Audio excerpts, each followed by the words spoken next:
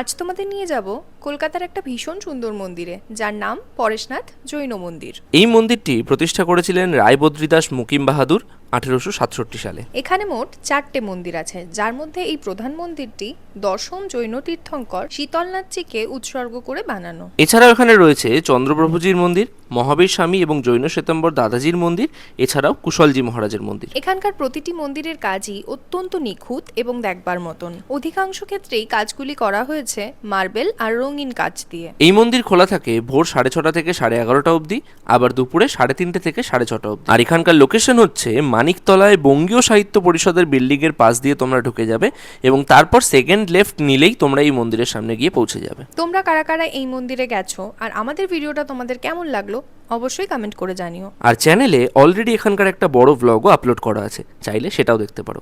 তো আজকের মতো এটুকুই, চ্যানেলটাকে অবশ্যই সাবস্ক্রাইব করে দিও। দেখা হচ্ছে পরের ভিডিওয়ে। টাটা।